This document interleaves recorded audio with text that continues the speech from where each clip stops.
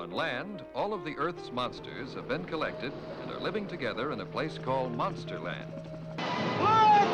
You fools! You're in danger! They're here already! You're next!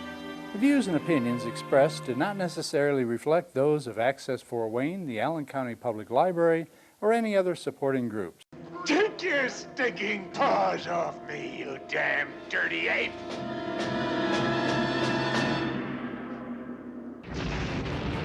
If you'd like to produce a show, call us at 260-421-1250.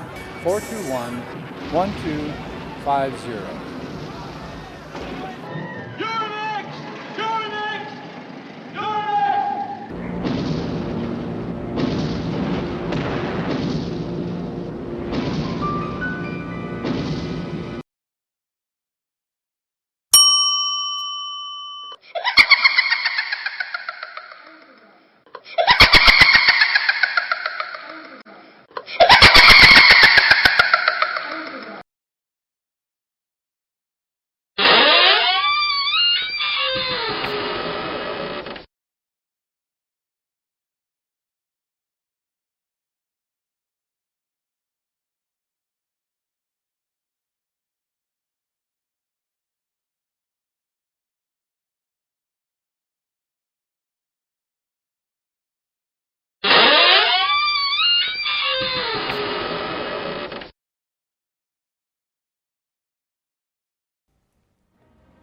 I see we have guests.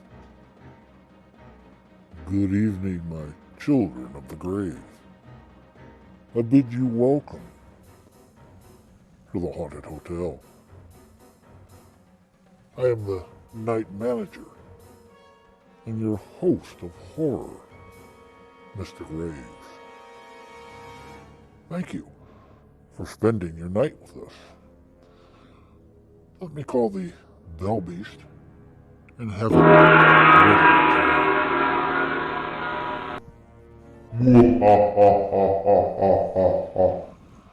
Fang?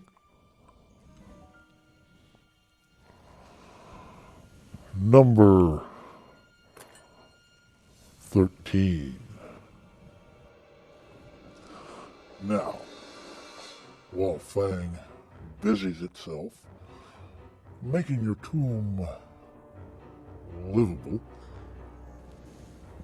come and join me for tonight's Dead Time story as we present to you Torture Garden, starring Burgess Meredith and Jack Palance. According to sideshow showman Dr. Diablo, his patrons who stand before the fate Atropos are shown the violence and greed they try to keep hidden behind their respectable facade.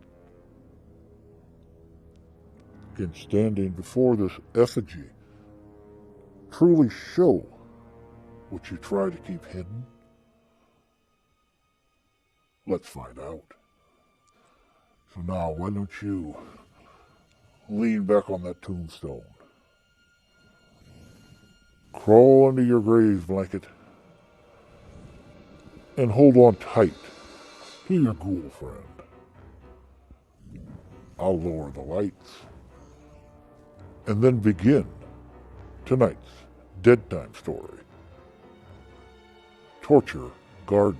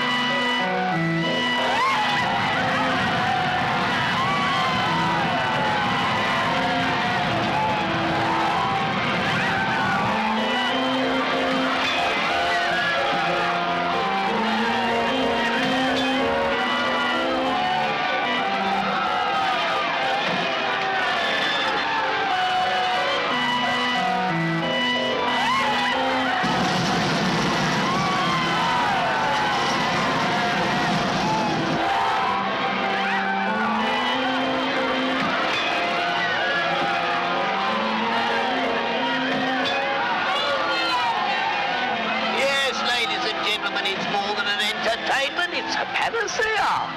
Well, a tonic. That's it, ladies and gents. A tonic for jangled nerves and tired blood.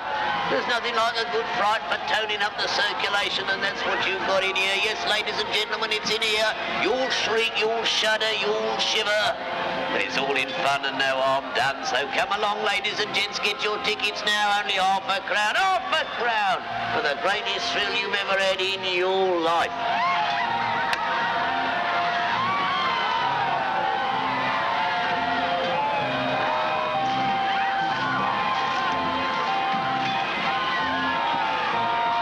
Come along to the torture garden of Dr. Diabolo. Dr. Diabolo's torture garden. It's full of entertainment.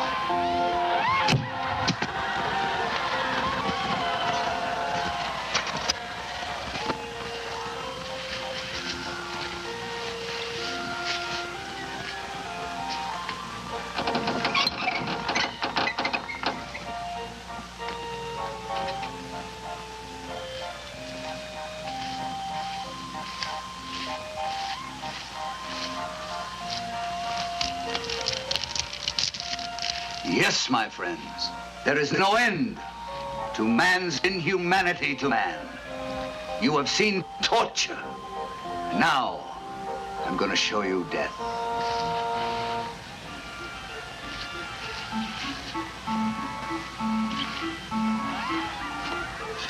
The electric chair. It's used for the execution of condemned criminals in the United States. Man in that chair has committed a crime. It's murder. He's going to pay for it. Strapped and helpless in that metal chair, the creature awaits his doom.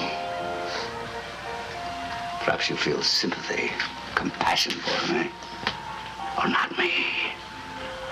Not me. For reasons of my own.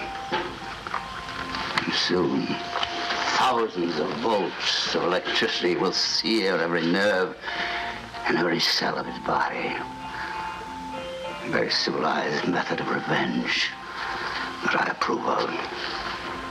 You'll notice the bits of sponge here and there where the electrodes touch the flesh. That is to prevent the gentleman from being burnt to a cinder before your eyes, but nevertheless, he will burn inside. Inside.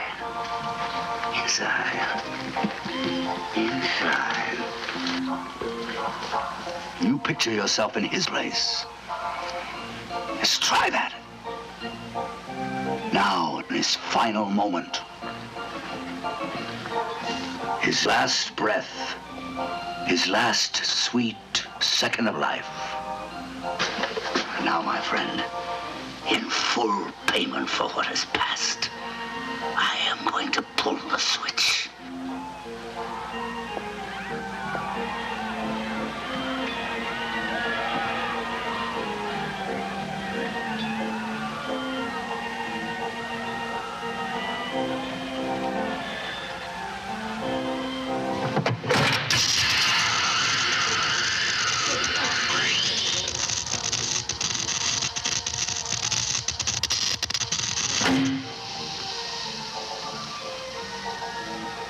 And that, ladies and gentlemen, concludes our regular performance. But wait! There's more to come. Well, what you have seen are imaginary horrors. But now, I can let you experience real ones. Yes, ladies and gentlemen, I do have a private exhibit. It is for the true connoisseurs. It's right behind the curtain there. You will find the real torture garden. It is not for the faint of heart. No, what you find there will be more terrifying, more horrendous than your deepest, darkest dreams. Now then, who has the courage to try it? How much does it cost? Well, since this exhibit is limited to a special few, £5. £5? You got a nerve. And what about you? Have you the nerve to face the thing that lies waiting inside there, eh? It's a thrill of a lifetime, I guarantee it. And if you don't agree with me afterwards, I'll cheerfully refund your money. Oh, come on. Are you all cowards? Tis a lot of money, but I'd like to see. What about you, mate? I think he's a fake. Still, let's have a go.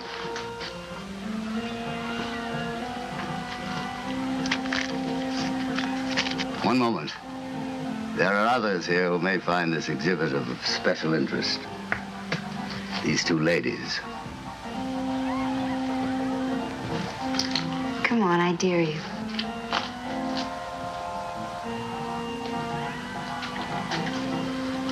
Yes, thank you. Now step right inside, if you don't mind. Don't be afraid. I'll join you in a moment. Is this all there is? It's not much to look at, is it? Not for a fiver, it isn't. You're American, aren't you? Yes, Where are you from? Hollywood. Your films? Yes, my cousin's visiting me on holiday.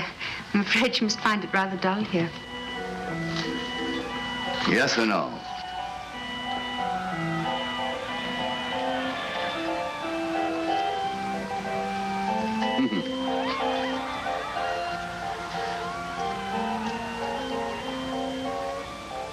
Where is he?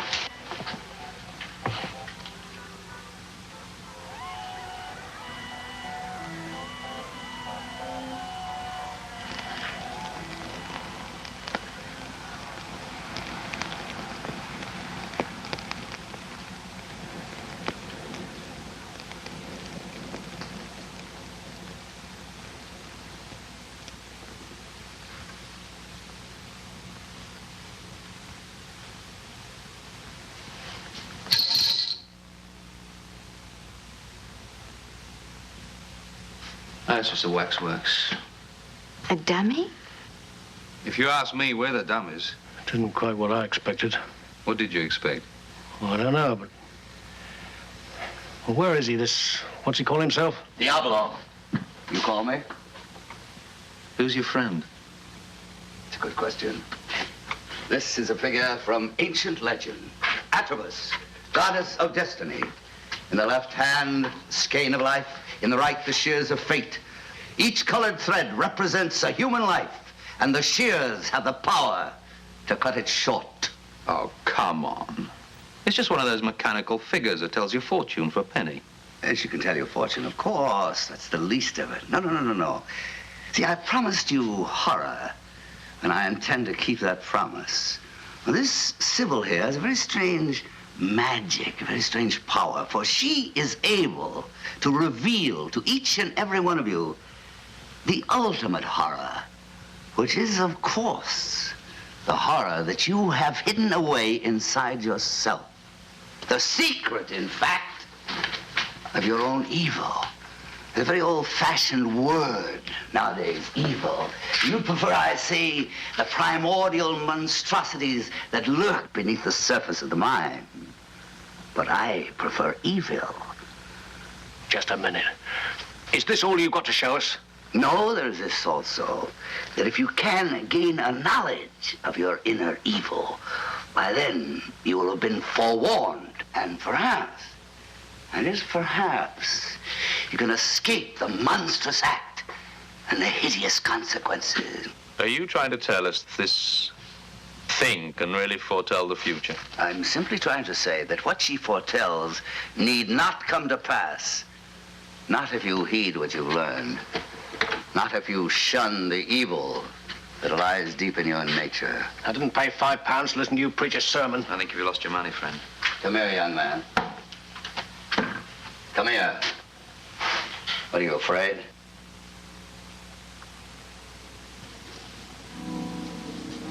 You seem to doubt my word. How would you like to be the first to learn what fate has in store for you? What do I do? Ask it questions? It won't be necessary. Just stand where you are.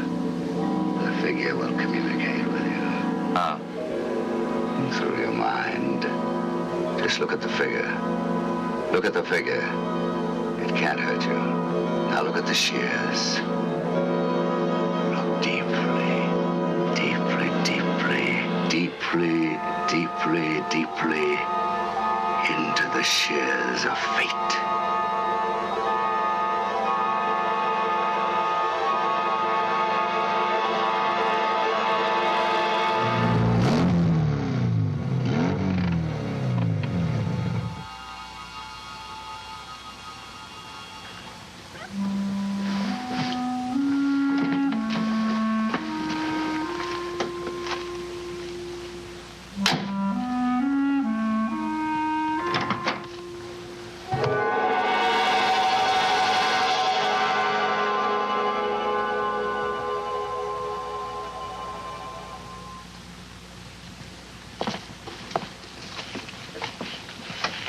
Hello, I'm Colin Williams.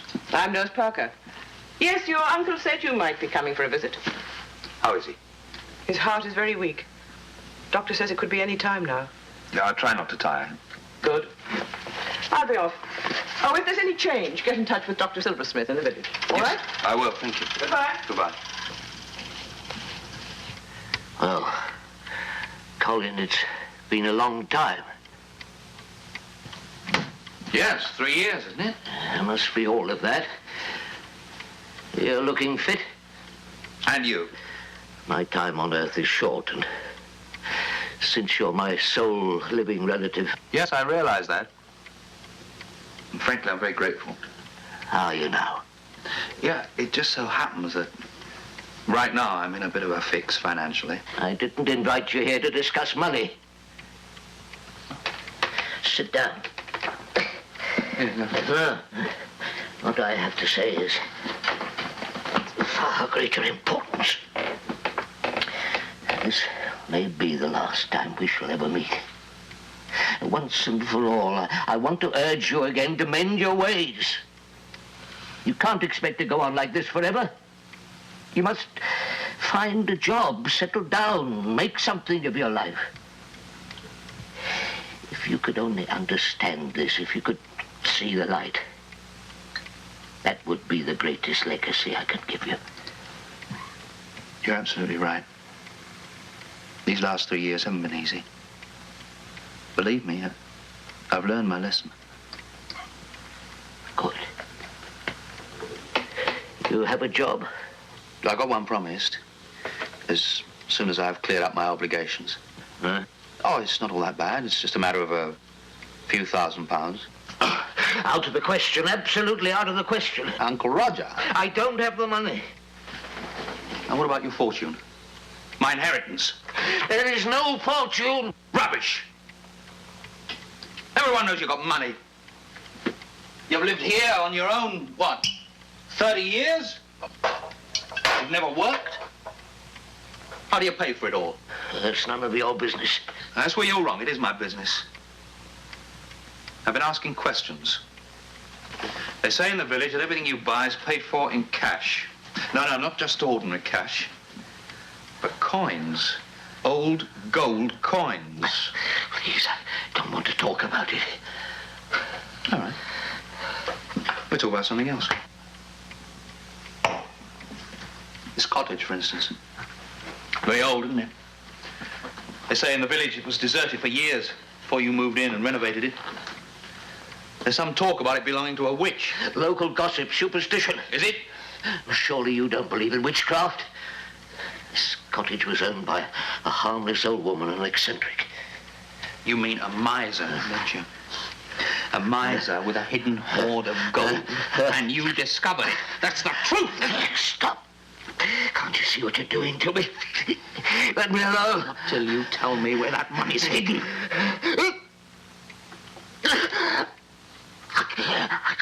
Colin, my mates. There on the mantelpiece. Quickly. Half a glass. Hurry.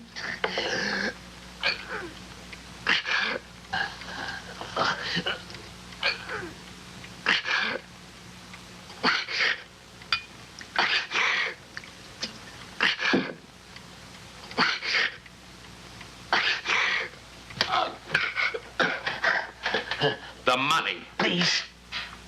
I'll tell you later.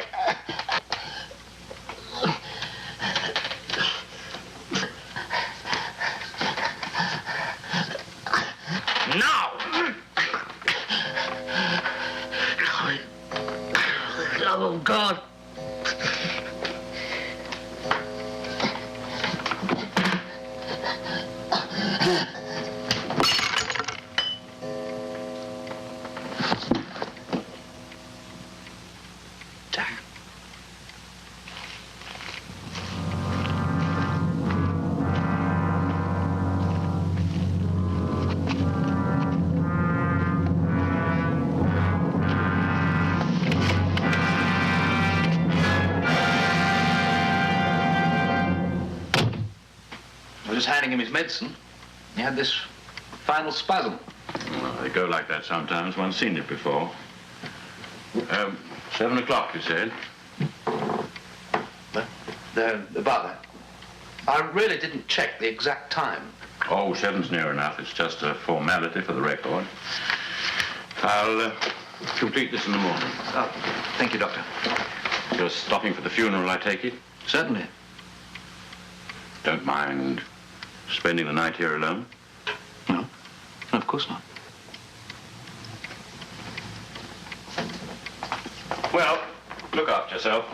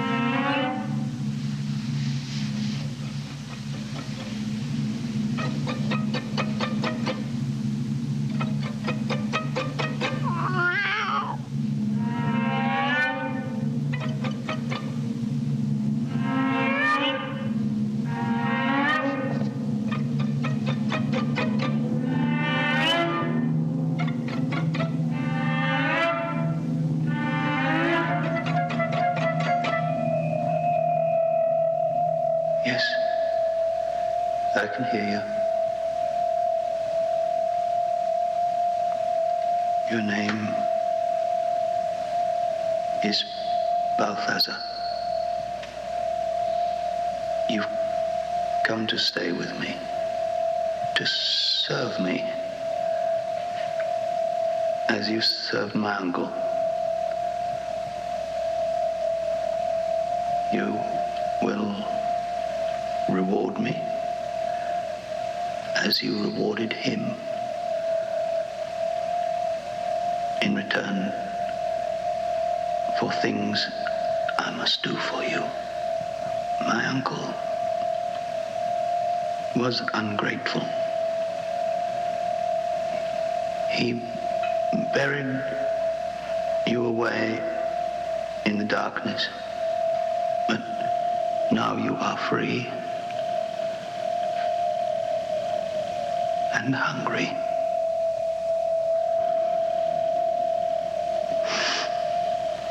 Hungry.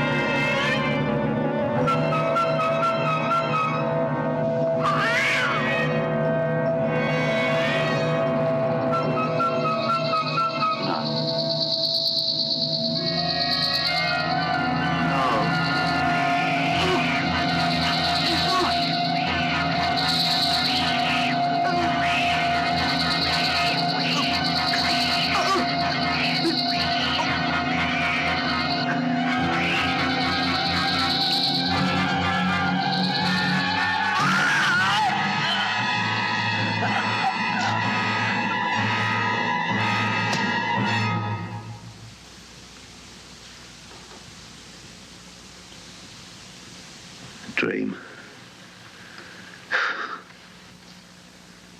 Oh.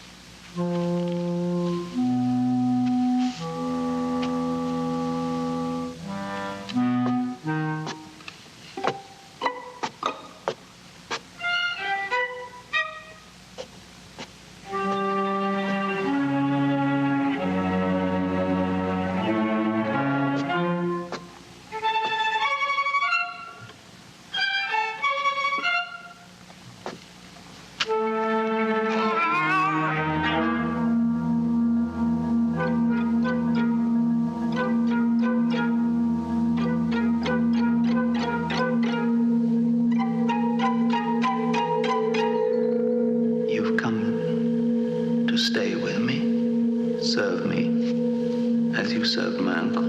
You will reward me as you rewarded him.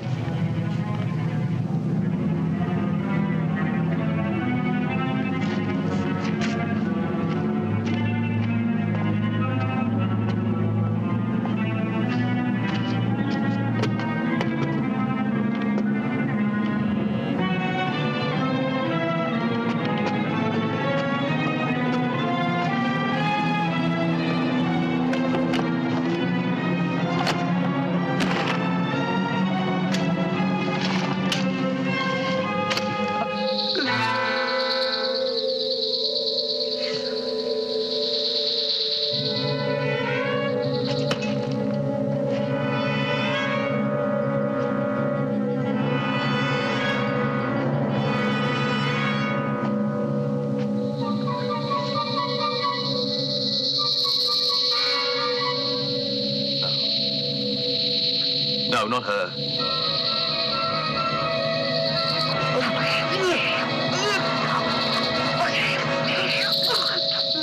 All right. I'll do it. I'll do it.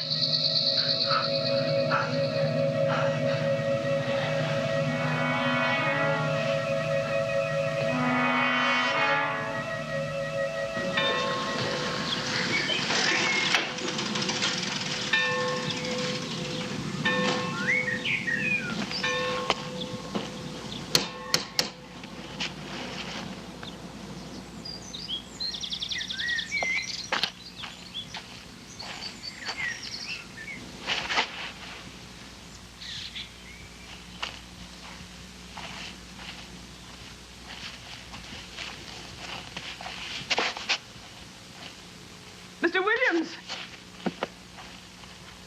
Mr. Williams!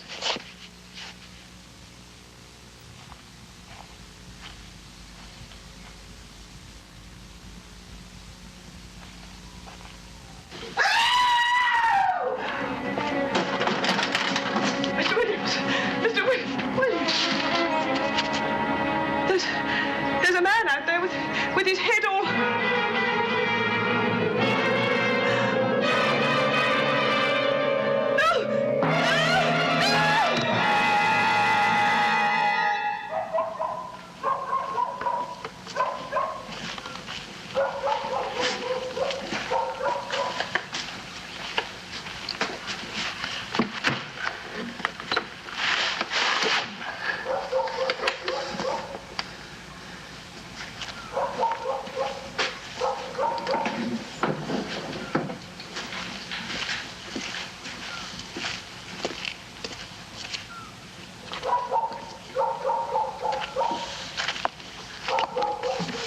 Good evening, sir.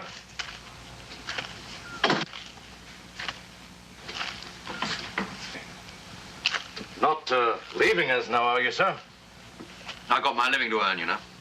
Well, I won't keep you, but I thought you might be able to give me some information.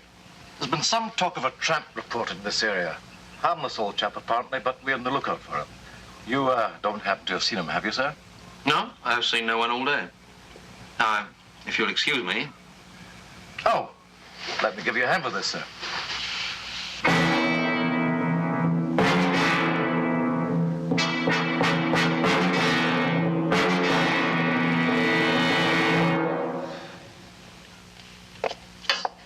Why did you do it, Colin?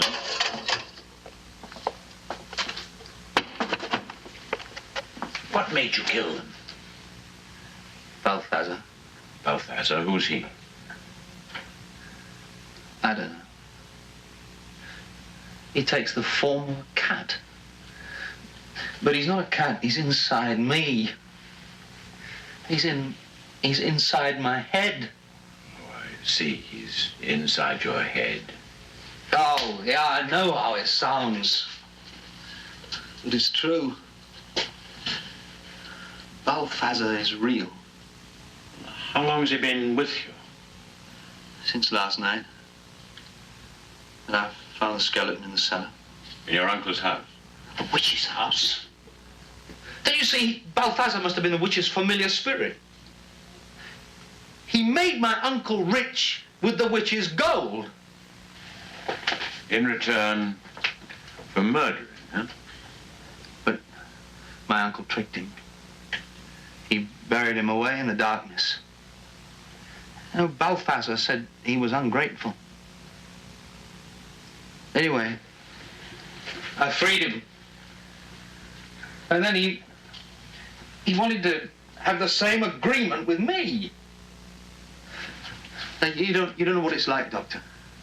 Have a creature whispering inside your head, giving you commands, and you've got to obey. You've got to obey, or he starts scratching, clawing inside. He forced me to kill the tramp and Nurse Parker. We found the bodies in your trunk. But there's one more thing you must tell us, Colin. What happened to the heads? Why did you... Not me! Balthazar. That's what he feeds on when he's hungry. You mustn't let him come back to me. Oh, please don't go. I'll be back in the morning. You can't leave me here alone, not all night. Balthazar will be hungry again, and if he isn't fed, don't you understand? He'll be hungry. Come back! Come back! Please! Please, don't leave me!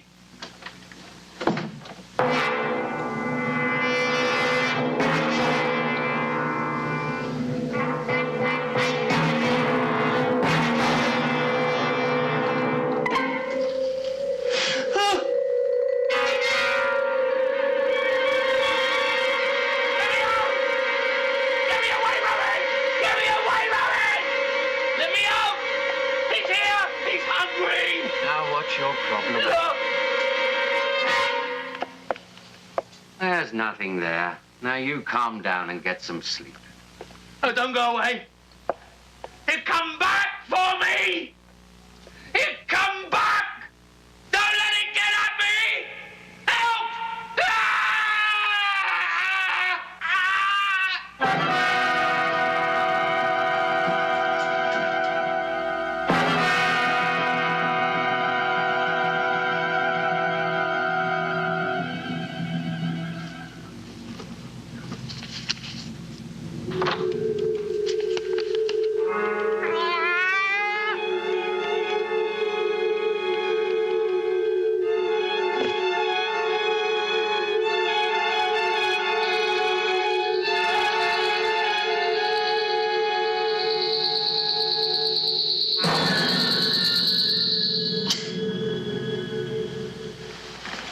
You all right? You seem to be in a trance, just standing there and staring into space for a minute. Only a minute. Seem like days. I can't explain. I can. There is a theory. The past, the present, and the future are merely different aspects of the same moment in time and space. Do you understand that theory? Then perhaps you can understand that since a drowning man can view his entire past in a few seconds, he can also view his future by the same rule. Yeah, well, particularly if he's hypnotized, That's all it was. Hypnosis. It's a trick. No trick. What then? A warning. What exactly did you see? I'd rather not talk about it. Well, was there anything about it that was true? It's true I have an uncle who lives in the country. And I was going to see him to ask. So how did you know? I never saw you before. I know nothing about you. You are merely a customer. Who comes next? Who is the next to meet Atropos, the goddess of destiny? What about you, young lady? Surely an innocent young woman like yourself has no deep, dark secrets in her mind. Why don't you? After all, it was your idea to come in here.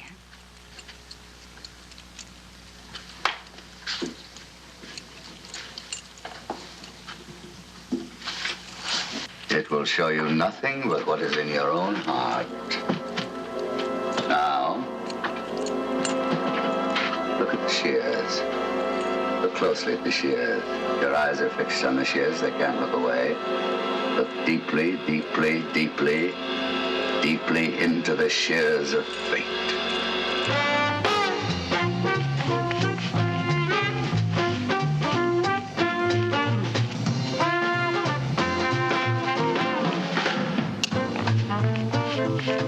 What time is it?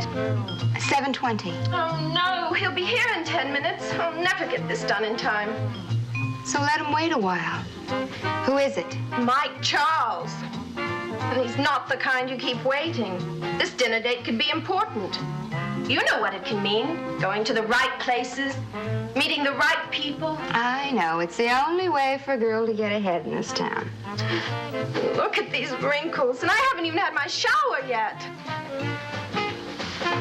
Go on, go take your shower. Let me iron the dress. Oh, would you? Carla G thanks. You're an angel. What are roommates for?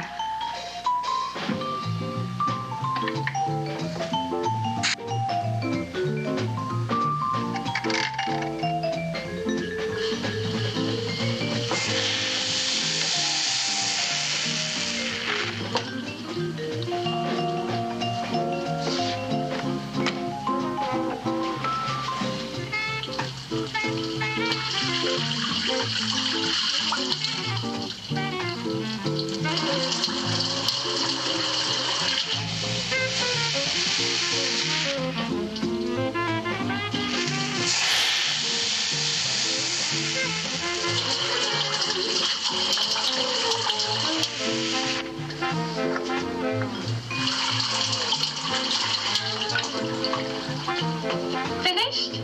Oh, Millie, it's that darn material. The iron was too hot. Oh, no! I'm sorry, Millie. No! Well, you can wear something else, You maybe. know I haven't got any wardrobe. I went without lunches a whole month to buy this dress. Well, I'd let you have one of mine only. I've only got one good one, and I'm wearing that tonight. Oh, no, dear. Oh, Carla, please do something. Make some excuse. Now, listen, don't worry. I'll handle it.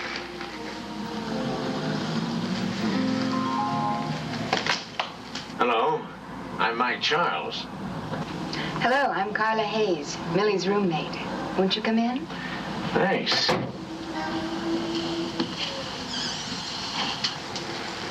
Millie almost ready? Well, Millie can't go out tonight. She's in bed with the flu. Well, can I just say hello? I don't think you should. That flu's kind of catching. Yeah, maybe I better not go in there.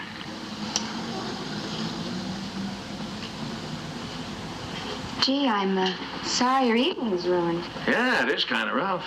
Could have been a real swinging scene. Table for two at Danny's. Danny's?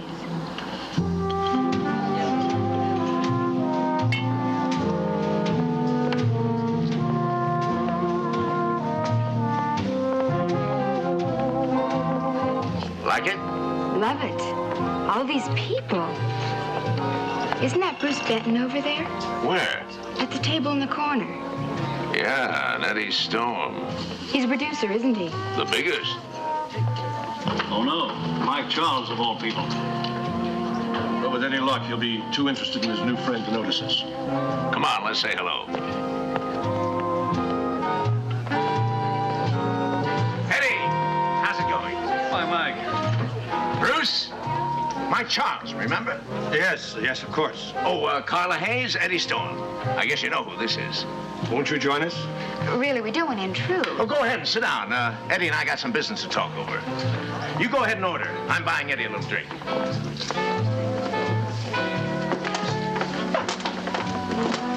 I can't believe it. Imagine me having dinner with Bruce Benton. You know, I've had a thing about you ever since I was... Ever since you were a little girl. Go ahead and say it. I don't mind. It just doesn't seem possible. What? You're having dinner with me? Or because I've been around so long? Now you're embarrassing me. You'll feel better after you've had a drink.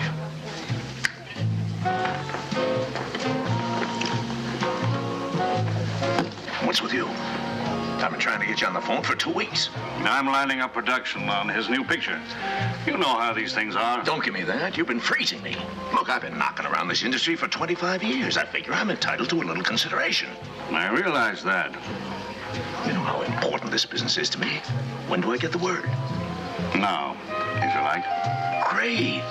Eddie, baby, I knew you wouldn't let me down. You talk to them? And what'd they say?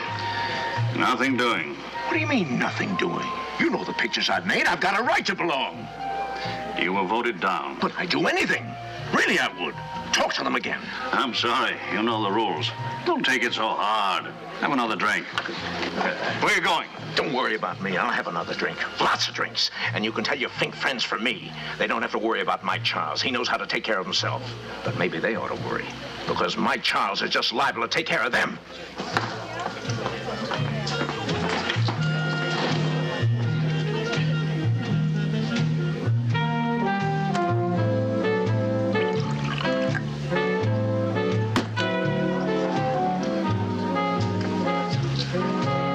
Wonderful. Would you really do that for me? Anybody who knows the titles of all the pictures I've made since 1950 deserves a break. Sorry to keep you waiting. Where's Mr. Charles? Oh, he asked to be excused. Another engagement. Hope you don't mind. That's quite all right. Bruce and I were just having a very interesting discussion. I was just suggesting to Miss Hayes that she come down to the studio on Monday and make a test for that part we have open. You mean the sister? What do you think? Well, I don't know. It's a second lead. What have you done? Television, mostly. Bruce was just telling me about the part. It sounds fascinating. I'm sure I could handle it. Why don't we shoot some film and see? All right. Let's do that. Your Dead Time story this evening was produced by Amicus Productions and released through Columbia Pictures, first in England on November 10th of 1967. It made its American debut on September 8th of 1968. This is the second of 7 popular anthology films from Amicus, from producer Milton Subotsky. The screenplay was written by Robert Bloch, best known as the author of Psycho. Burgess Meredith, who plays Dr. Diablo, was a favorite of Rod Serling's, starring in 4 episodes of The Twilight Zone and 2 in Night Gallery. He was also the narrator for 1983's Twilight Zone, the movie. But he's perhaps best known as the waddling, umbrella-carrying miscreant of crime, the Penguin, from the 1960s ABC television series Batman.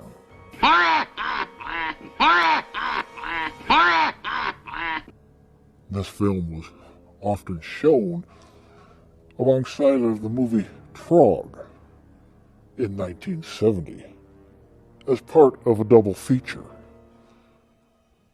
Trog was the final film of Joan Crawford's.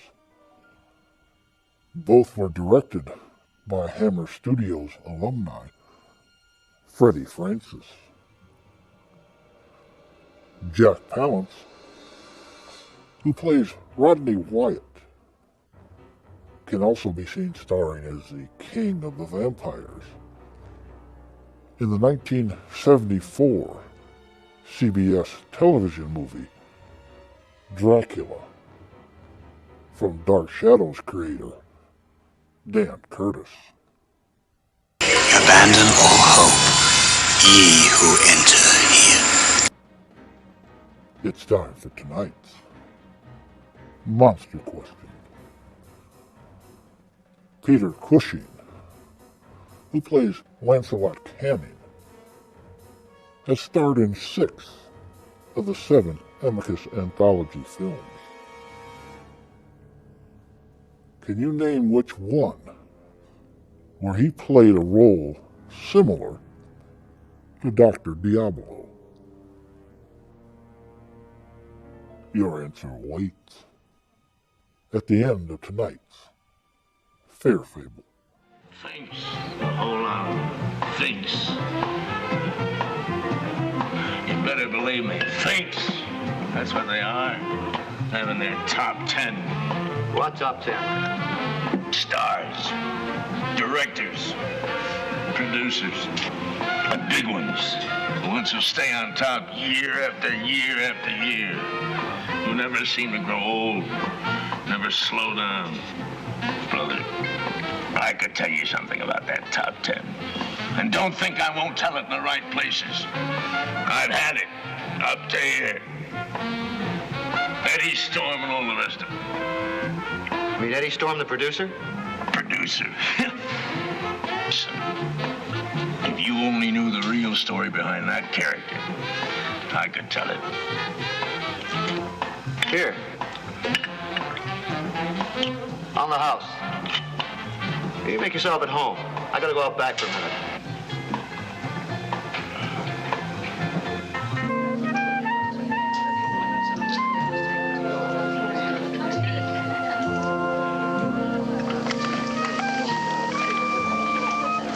You're not eating.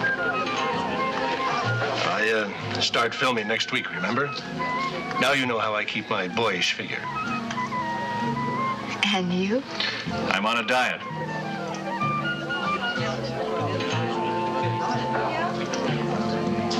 Excuse me, Mr. Storm. There's a call for you. I'll take it over there. Will you excuse me? Yes.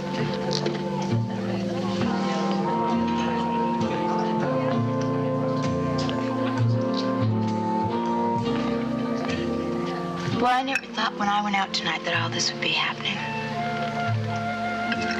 Meeting you and getting a chance to be in a film with you. I thought you'd want to know. Sure. Sure, I understand. Don't worry. I'll handle it.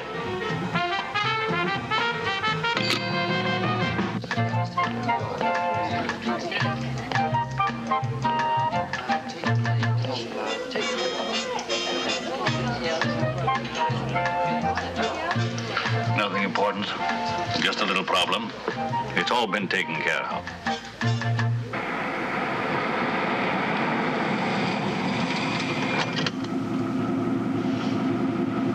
Where are we? Home, in your own garage. Oh, you're a real pal. Thanks. Hey!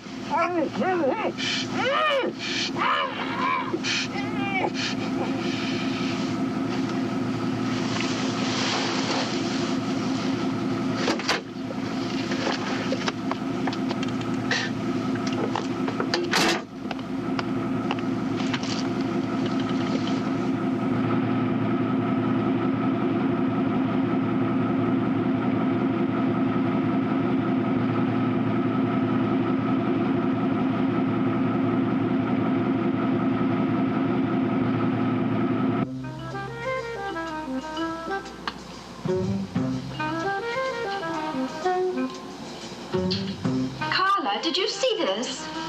Mike Charles is dead. He was overcome by exhaust fumes in his garage.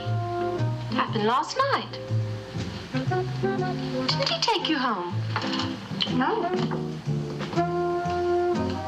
We left the restaurant almost as soon as we got there. The paper says it was an accident.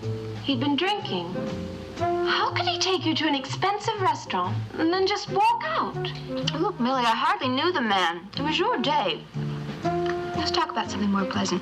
Hey, I made a good contact last night. Eddie Storm's testing me on Monday for a part in the new Bruce Benton film. A good part. Look, I know that sounds cold-blooded, but...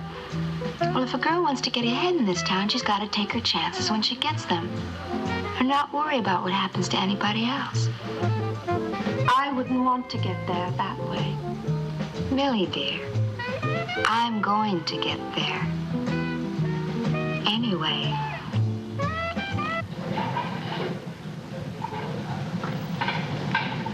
Another day, another dollar. Tomorrow's call, Mr. Benton. Thanks, Fred.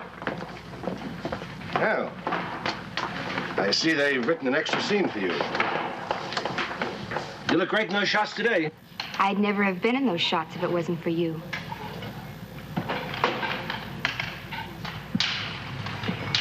I got you something to show you how much I appreciate it.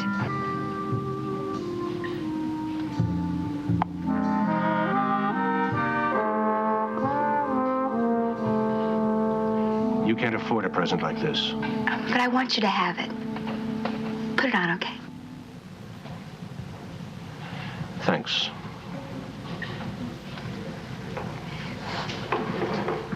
It's quite a day today.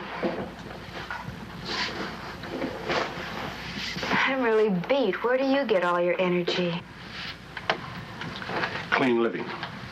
It certainly doesn't come from overeating. You didn't even touch your lunch this noon. I'll make up for it tonight. Where are we going?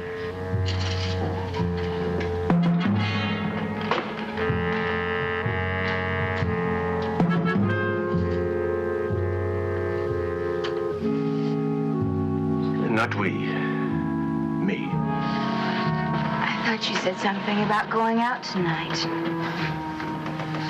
I'm sorry about the hang-up. Not tonight. Tomorrow night. Well, what kind of hang-up is it, blonde or brunette?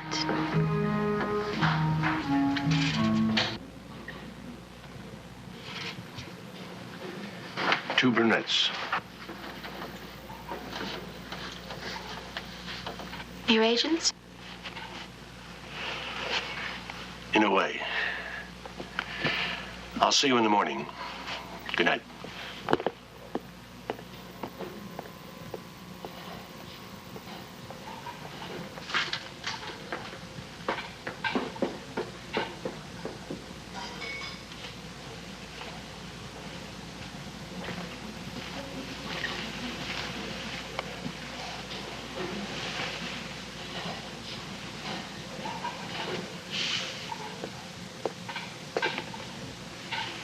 Where's Bruce?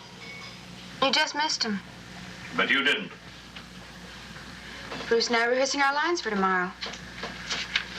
That's all right, isn't it? Of course. Rehearsals never hurt anybody. That's why I have them every day. On the set. What's the matter, Mr. Storm? You have some reason for disliking me. I didn't say that. You I like. You and Bruce Benton together, that's a bad scene. Take my advice and lay off. He's not for you.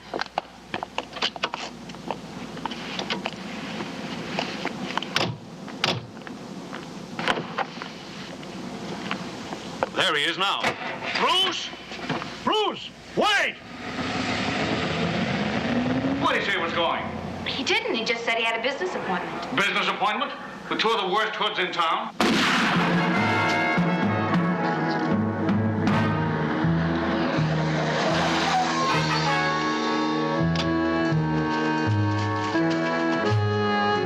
Don't panic. He's all right.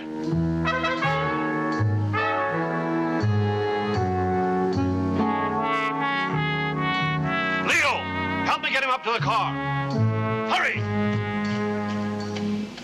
Where are you taking him? The sanatorium. Sunset Crest Sanatorium.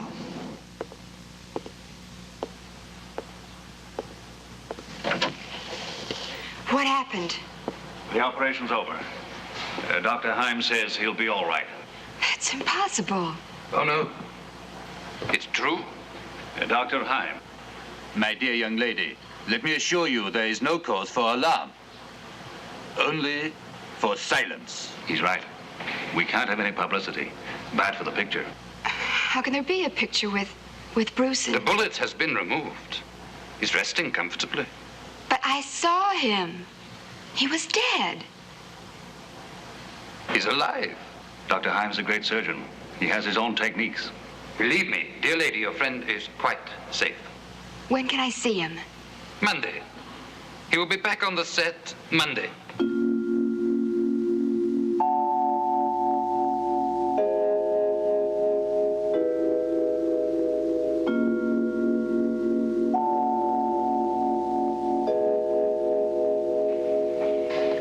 Cut it! Great, Bruce, great. Okay, boys.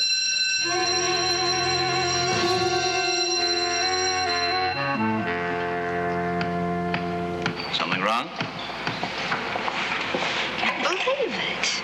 Dr. Heim told you he'd be here. Looks good, doesn't he? I've got to talk to you. Punch you in 5 minutes, caller. Let's go inside. Okay, I'll take it in a fraction. Right, that's it. Somebody fix that backing there. When are you going to tell me the truth? All right. You would find out sooner or later anyway. The man we saw in the car the other night was Bruce's double. His double? Look, I know his stand-in. I said double. Let's face it, Bruce is getting along. He needs somebody to share the load. After all, how'd you imagine he's kept going as a top star for over 30 years?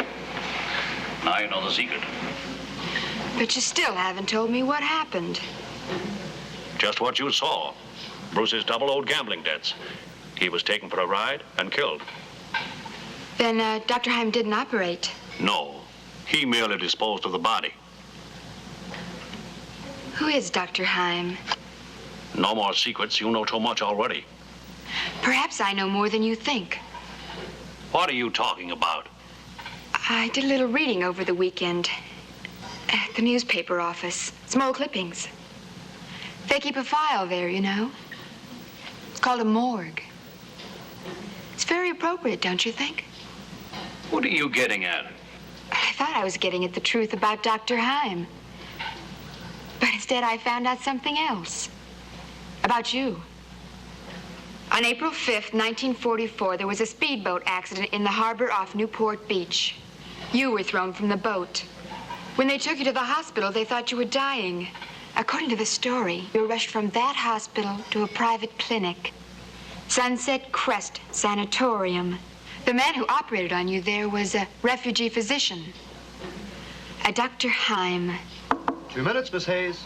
Yes, it's true. He saved me. A wonderful plastic surgeon. He must have been. According to that newspaper story, your entire skull and chest had been crushed beyond repair. I don't see any scars, Mr. Storm. I've had enough of this. Well, I haven't. I'm going to see Bruce tonight, and he'll tell me the truth.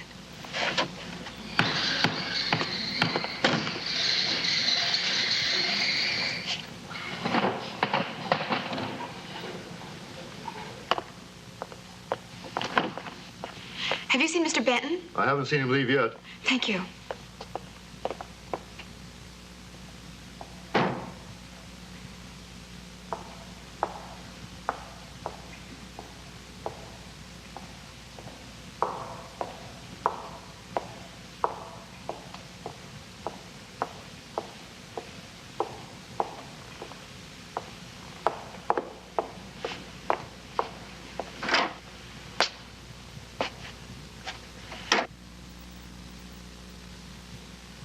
Main gate. As soon as Dr. Heim gets here, send him to stage G. It doesn't concern you. Don't you see? I have to know the truth. There's nothing to tell you. Oh, yes, there is. Carla, please. You were the one who was shot. You were the one that we took to the sanatorium. You'd better get out. I'm not going to talk about it. But you've got to talk about it. Bruce, don't you understand? I'm in love with you. No, you can't be in love with me. Bruce, what happened? What is it about Dr. Heim?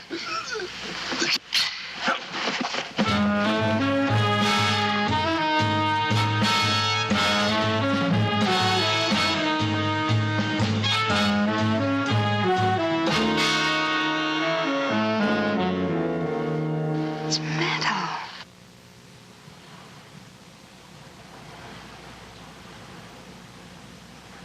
All right. Look at it. Take a good look. You wanted to know the secret of the top 10. The box office stars who seem to go on forever and ever. The ones who never age. The immortals of the screen. Well, now you know the secret. They are immortal. It's Dr. Heim. Yes, Dr. Heim. He found a way of preserving the brain and its abilities in a synthetic body. He did that to you and Eddie Storm? Yes. There are a few of us, but only a few. And you don't have to have an accident.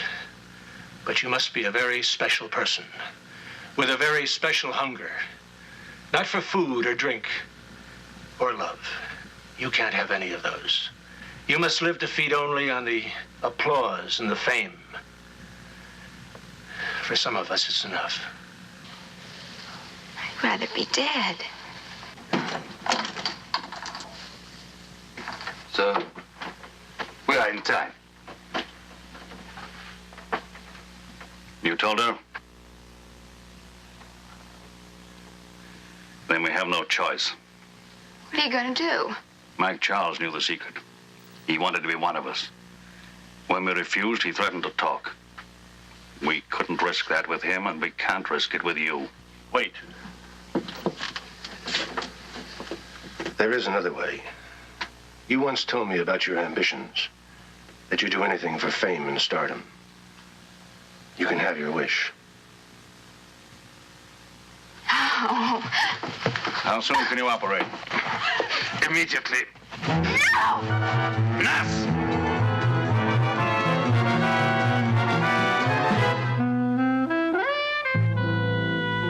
And here are the stars of this production. Bruce Benton and the lovely Carla Hayes. Oh, Miss Hayes, I understand that your performance in this picture indicates that you will soon be in the top 10 in filmdom.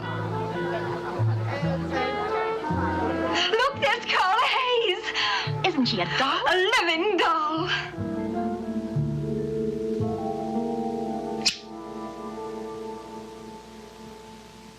There. That's all right. Now, don't be afraid. That's all in your mind. That was a warning sounding in your mind. It's a warning of things that can be, of course.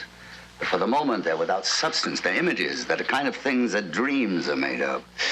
Oh, the mind is a strange animal, isn't it? It can turn on you like a panther. But of course, like a panther, it can be tamed by certain people. And that's a kind of a blessing. Don't you agree? I don't know why we came here. For the mystery and excitement. But you have obtained more than you bargained for. You've obtained knowledge. You're quite a philosopher. So I try to be. Now, who is next? Who wants to meet the goddess and take this fascinating journey? You? Dorothy, don't. Why? I'm not afraid. Ah. Look at the shears. Look at the shears. Deeply, deeply, deeply, you gaze at the shears. Look at the shears of fate.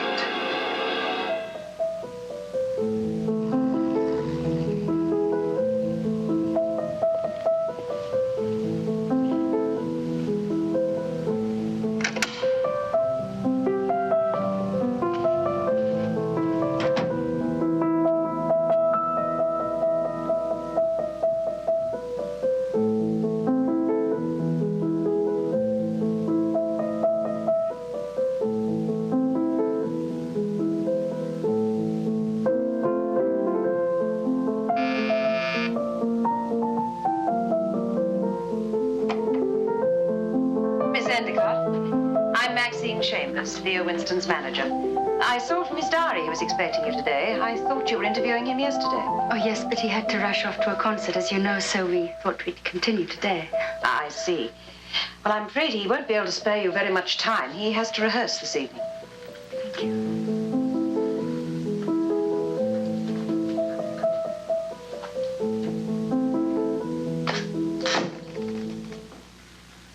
Milk and sugar? No, thank you. I really hate to stop. There's so much more I'd like to know about you. If I gave your readers any more material, they'd complain of eye strain. I wasn't thinking of my readers, Mr. Winston. You're very flattering.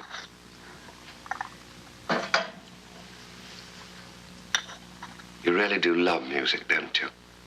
Yes, I do. In that case, perhaps you better meet Euterpe. Who? Come in here and I'll show you.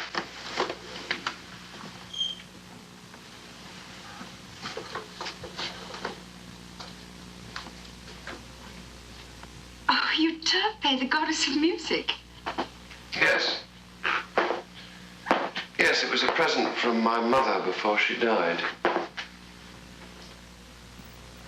Euterpe and I have been together for years now.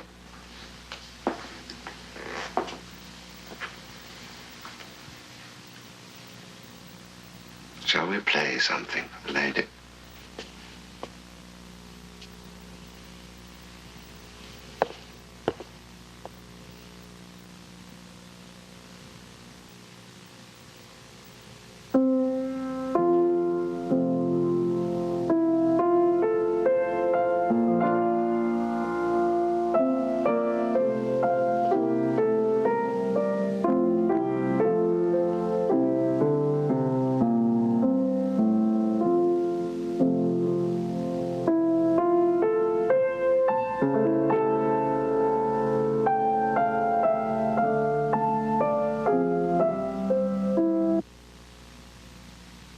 Sorry, I'm afraid that wasn't very good. Oh, I shouldn't have let you. You must be tired after last night's concert. No. No, it's not that. It's just that Euterpe isn't used to you yet. Please accept my apologies for her. Perhaps she doesn't like me. Well, I do. I was just thinking. You're quite a lonely person, aren't you? What makes you say that? This habit you have of talking to yourself. I couldn't help noticing this afternoon. I was talking to Euterpe. You mean I'm going to have a piano for a rival?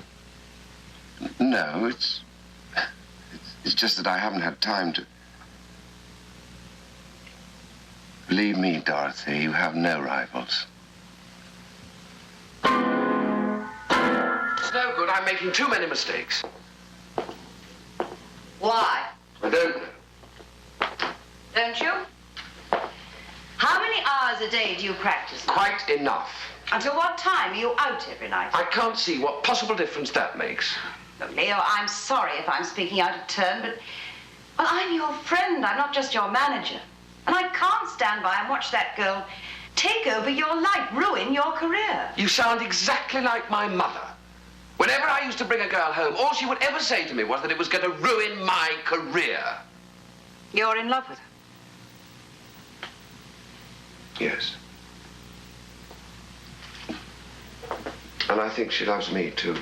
Well, in that case, you're just going to have to try and make her understand.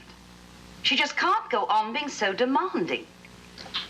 Look, Maxine, you're a good manager and a good friend, but you don't have to worry about me in either capacity. Dorothy hasn't ruined my life. For the first time in years, I feel really happy.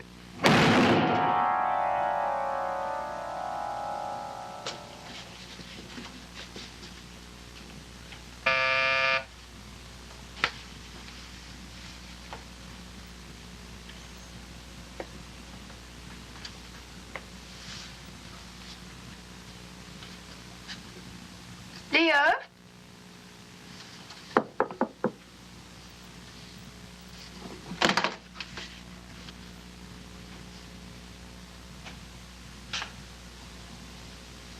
Leo?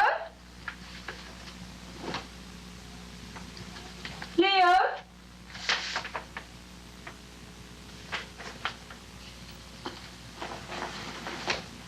What's the matter? Are you all right? Yes, of course.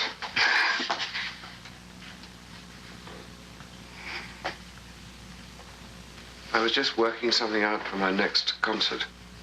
I know I shouldn't have interrupted you, but I've got something for you and I couldn't wait to give it to you. And we're invited to the Harcourts tonight.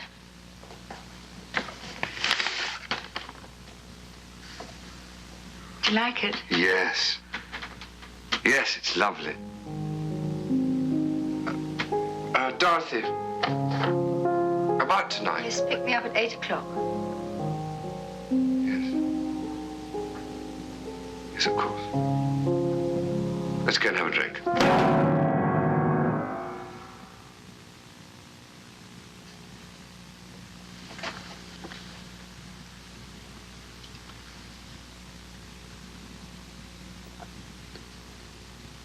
Leo, what's the matter? Nothing. When I came in there, you were sitting as if you're in a trance. I was just tired. There's no need to worry about me. Tell me the truth. Oh, very well. I suppose you've got to know sooner or later. It's Euterpe. She resents you. You see, I've been trying to communicate with her. She thinks you're hurting me and preventing me from working. She wants to protect me. Is this some sort of joke, pretending that a piano is a...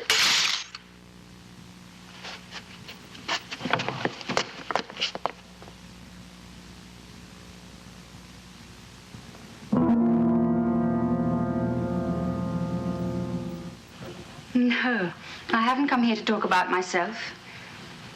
But you've got to do something about Leo. You've got to cancel his tour. He's in no condition for it. If we don't do something, he'll have a breakdown. Yes, I know. If Leo isn't well, it's because you're smothering him. You're smothering him with your demands on his time, your possessiveness. You just aren't the sort of person Leo needs, believe me. I love him. Do you? Or do you just love the idea of being the wife of a world-famous pianist? Is your love real or just selfish? Oh, you're the selfish one. All you're interested in is making money out of Leo's career. First his mother, and now you. And this ridiculous story about Euterpe. Euterpe? Don't pretend you don't know about it. You probably encourage it. But it won't work. I'm not going to let it. Leo belongs to me now.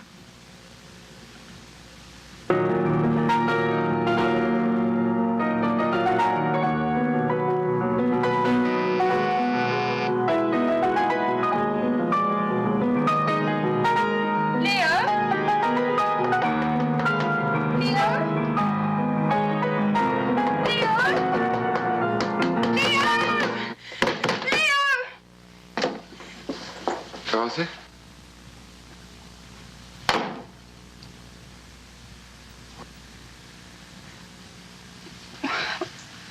I heard the piano playing, and then you answered the door. Yes. But that's not possible. You couldn't have come from the piano to the door so quickly. I wasn't playing. It was Euterpe.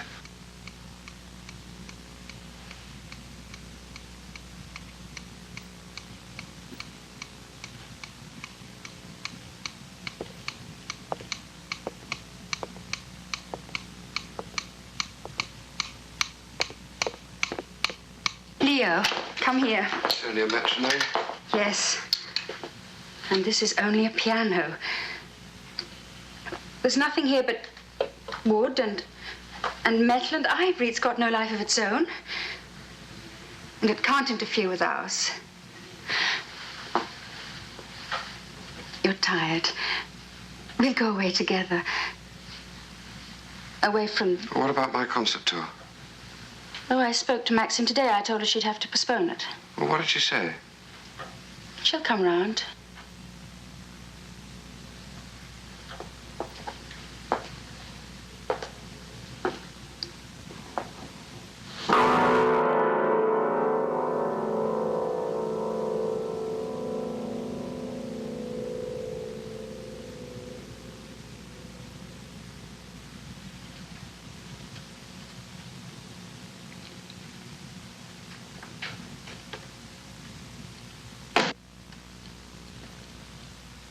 You're not angry with me, are you? No, of course not. I know I'm tired. It's just that I've never missed a tour before. Leo, you'd better make up your mind.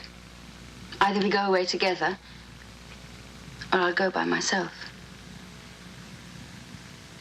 You really mean that, don't you? Yes. In that case, I have no choice. When do you want to leave? Well, we could go tonight. We could ring Maxine from wherever we are in the morning. You go and pack, and then I'll pick up my things.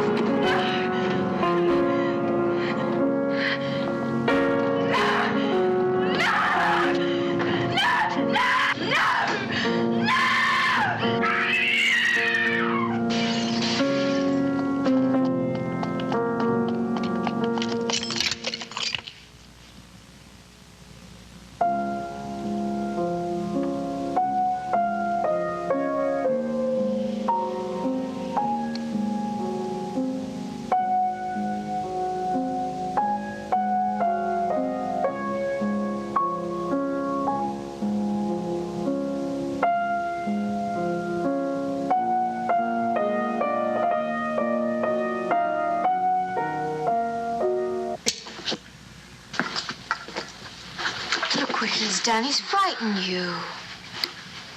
No, I'm all right. What did you see? Just an illusion. An illusion? That's very good. Call it whatever you want. An illusion, a fantasy, a memory. Now, that's very good, too. A memory, but a memory of the future. A memory of the shape of things to come. Now then, which of you two gentlemen will be next to take this plunge into the river of time? Oh, not you. Afraid. Are you afraid? You? No. As a matter of fact, I've always wanted to sample your wares. Very well. Very well, then. Look at the shears.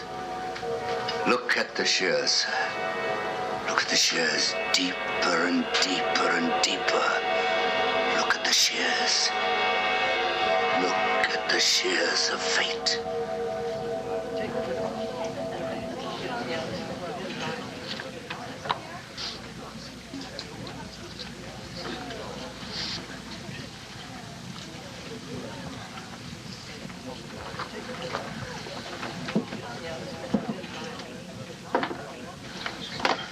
First edition, isn't it?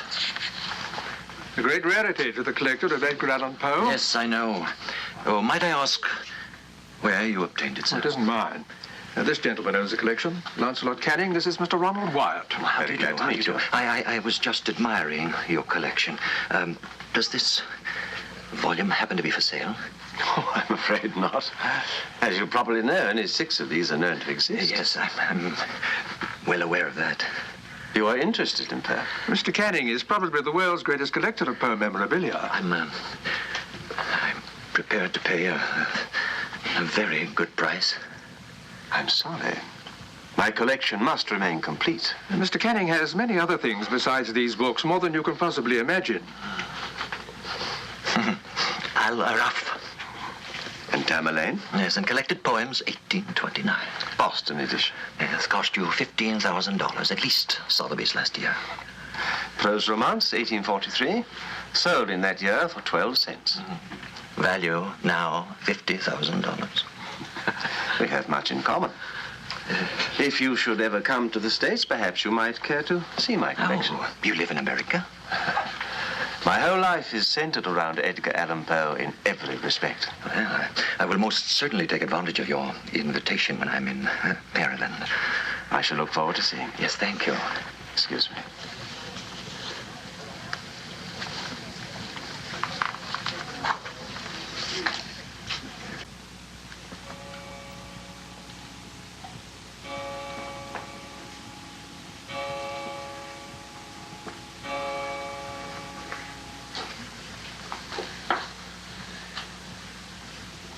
Mr. Wyatt? I'm sorry to have kept you waiting. I must admit, I didn't expect to see you again quite so soon. It's interesting. Very interesting. My grandfather's idea. He built this house when he started his Poe collection. My father and I merely followed in his footsteps. Well, that's Poe's cravat. He wore it in Baltimore during his last lecture appearance. You have other items from his wardrobe as well. My collection is very complete. Did you know that he played the flute? No. Did he really? There. Oh, I'm sorry. I should have asked you before. Would you care for a drink? Yes, thank you. Whiskey? Yes. A sherry? Oh, yes, thank you.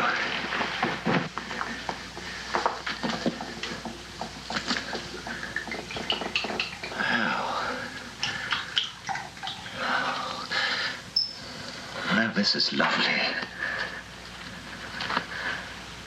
Yes.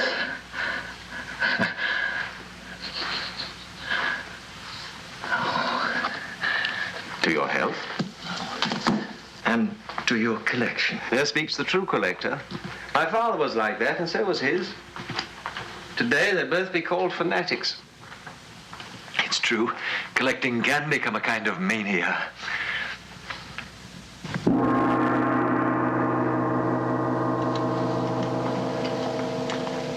What a strange man he was. What a fascination he exerted over the minds of those who love fantasy.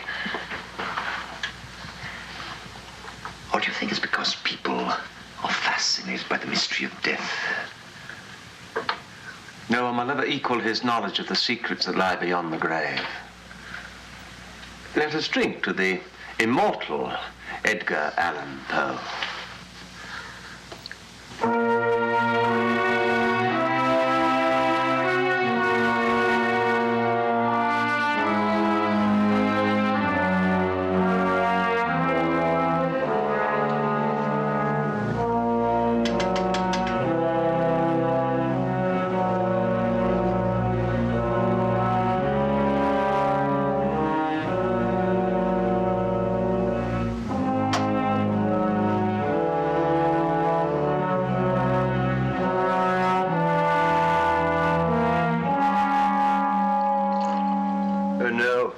Thank you. I've had enough. I go on drinking like this, you think I'm Poe himself.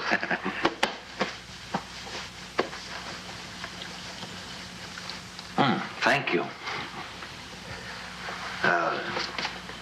Do you want to see downstairs? Why, what's down there? The rest of my treasures. And that's why you encouraged me to drink, wasn't it? You wanted me to show you more. Oh, really, Mr. King? Well, it doesn't matter. I was going to show you anyway.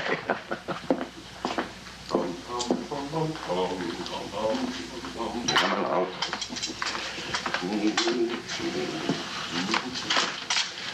Well, there's one thing you must promise me first.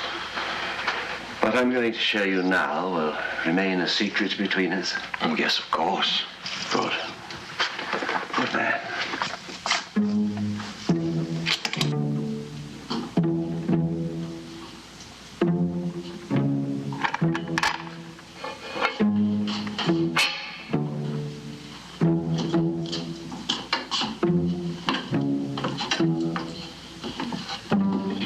Privileged man, Mr. Wyatt. No? Not a living soul has been down here since my father died. Oh.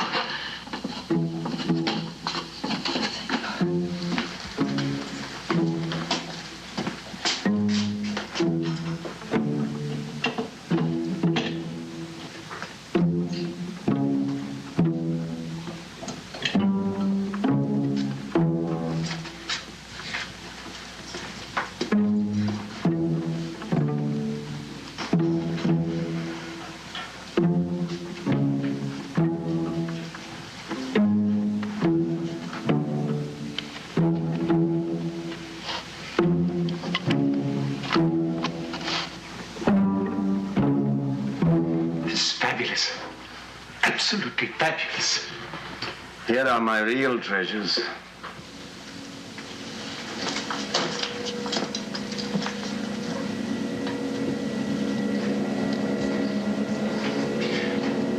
Poe's original manuscript? Yes, but I thought they were all in university collections. See for yourself. You saw his letters upstairs. You recognize his handwriting. Yes. This is the same. Yes, but I don't recognize the title, The House of the Worm. Oh, well. Is it this an unpublished work? Mm-hmm. All these are unpublished. No, I've read everything ever written about Poe. I never had any mention of unpublished stories. Nobody else knows, but you can see for yourself. This is genuine. I suppose you wouldn't be interested in parting with any of this, huh? That's right. I wouldn't.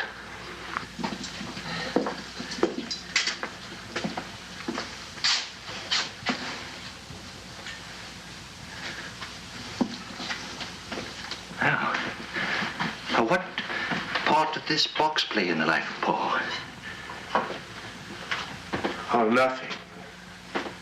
Oh. Why is it here? I'll tell you about it when we get upstairs. Well, it's getting late.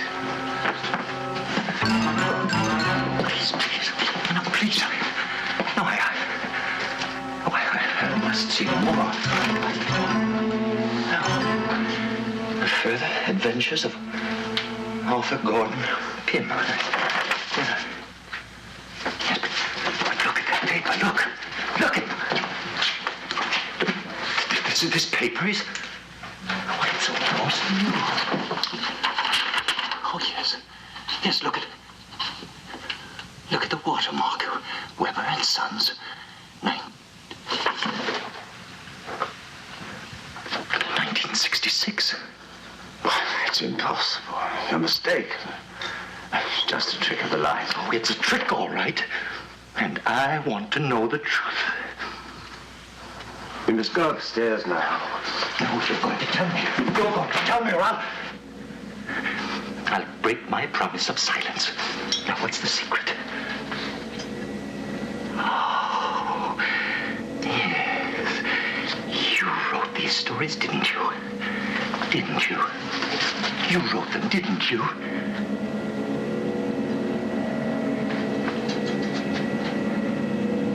No, I didn't write them. No, then who did? Who did?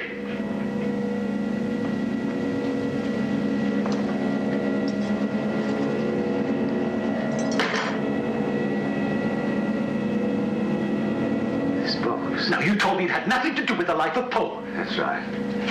It had nothing to do with his life. It had to do with his death.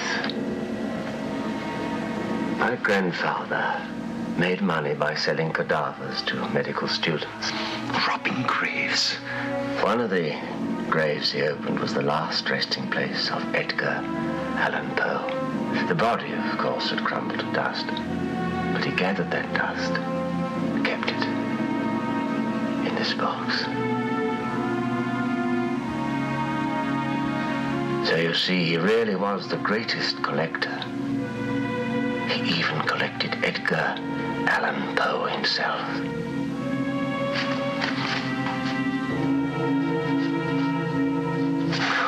You're lying. We both can see the box is empty. And this is the real secret. My grandfather was more than a grave robber. He was a student of the occult. Did you know that there are ways to raise the dead, to reanimate the dust? Are those stories by Poe, filled with nameless terrors, are written on modern paper because Poe has been brought back to us? He's still alive. You expect me to believe that? You can believe what you like. Now you put those manuscripts back. They're going upstairs.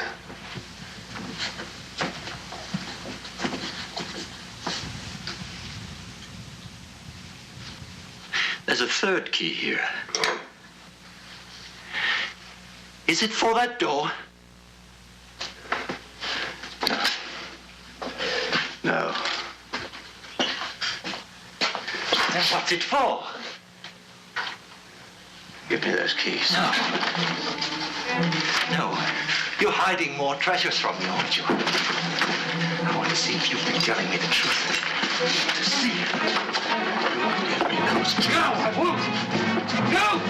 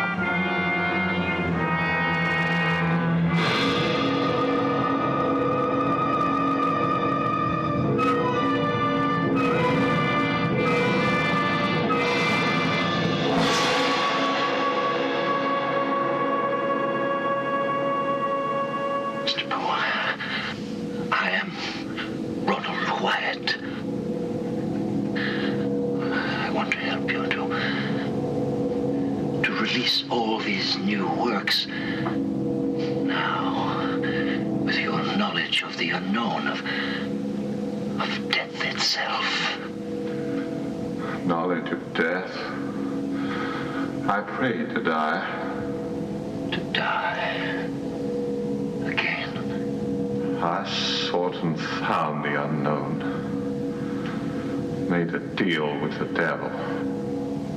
Eternal life.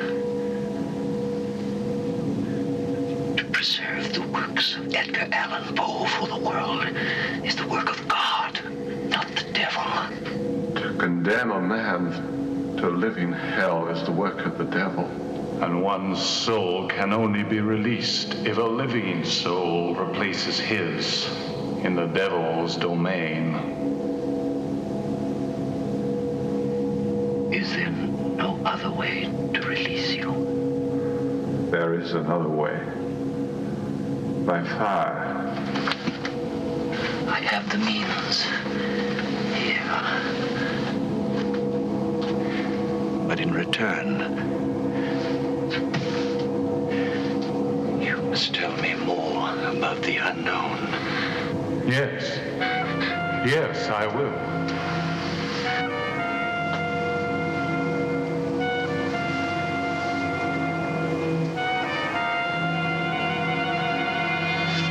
If you liberate one who has made a pact with the devil, you yourself become the devil's slave.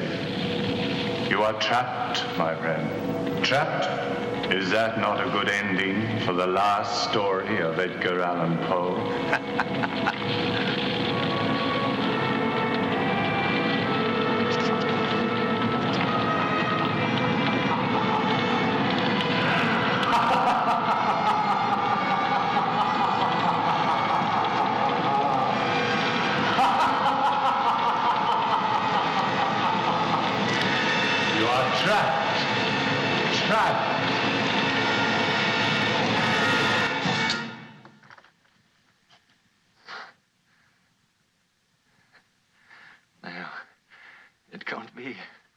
What did you see?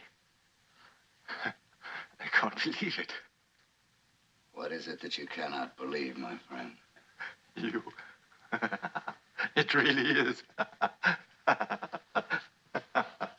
What do you mean? You know what he saw. Who are you? Me? My name is Diablo, my friend. Dr. Diablo. I'm very well known for my excursions into the unexplored regions of the mind. Now, let's see who's next. Who is... Why, you are, of course, aren't you? No, not me. Oh, yes, you paid your money. You're going to receive full value, sir. No. I came in here to see... There's something going on I don't want to know anything about. I don't care whether you want to know anything about it. You are going to face that Sybil, and you are going to No. walk into the picture. No, I won't. You are going to do what I tell you. You hear me? It's you. you. Are going to do what I You're tell mad. Mad! But you're not going to get away with it. Because I'm going to kill you. I'm going to kill you.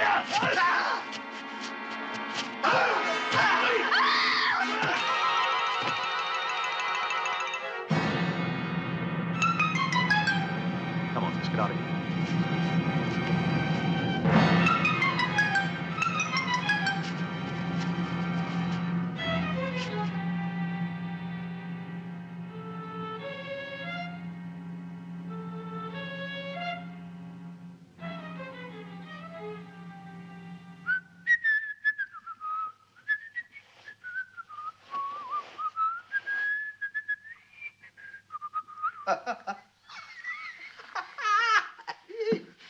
You were great tonight.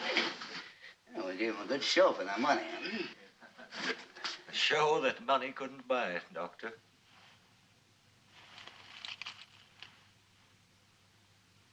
Well, I better get outside and get ready for the next performance.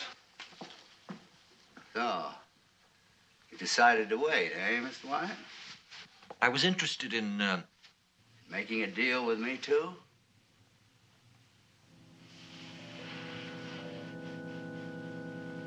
Oh, yes. Yes. I think so. The right time. You have a light?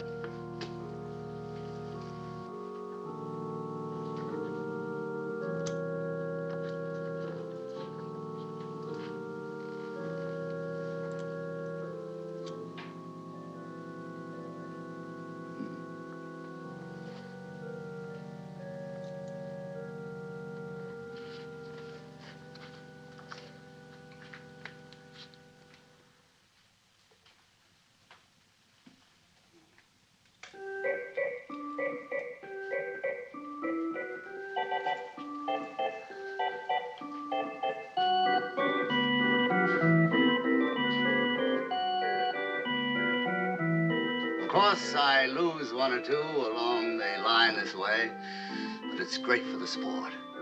And then it's only fair, you know, to give them a chance to escape my domain. But will you?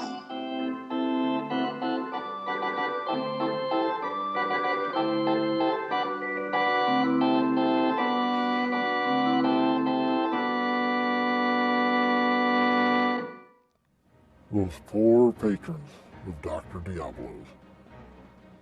Imagine having to pay someone to find out what fate has in store for you. The devil wants me. He's going to be the one doing the paying. Your soul is mine. Uh-oh. Well, since I've still got a little time left, let's reveal your answer to tonight's monster question.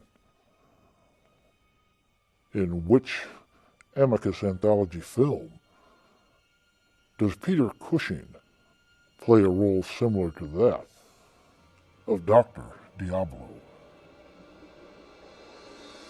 It was 1974's From Beyond the Grave, the seventh and final film of the series.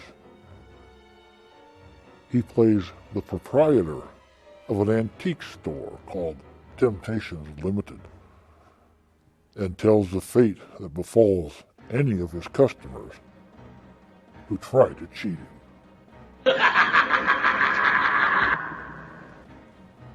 Fang tells me your tomb is prepared. But before you go slinking off to your own frightmares, let's see what terrors are lurking for you here on your next stay at the Haunted Hotel.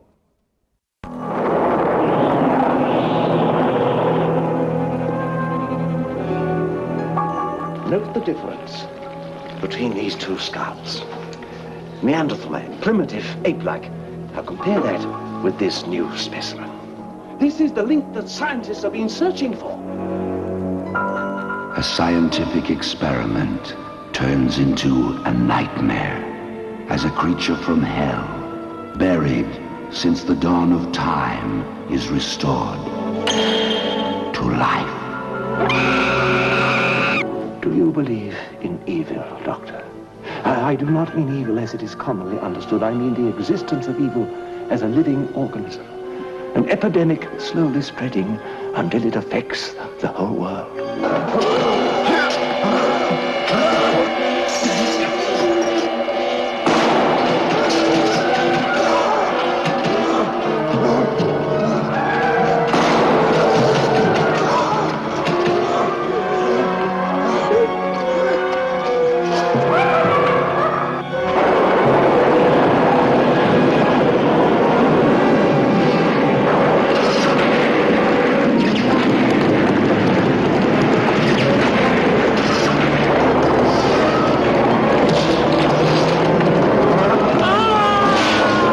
Frankenstein's monster can be destroyed by fire. Dracula by a silver stake driven through his heart. But nothing will avail against the absolute evil of the creeping flesh.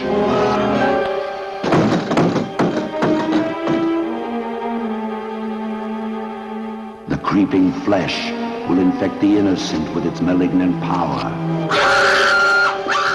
The creeping flesh will drive the insane to new excesses of madness and murder.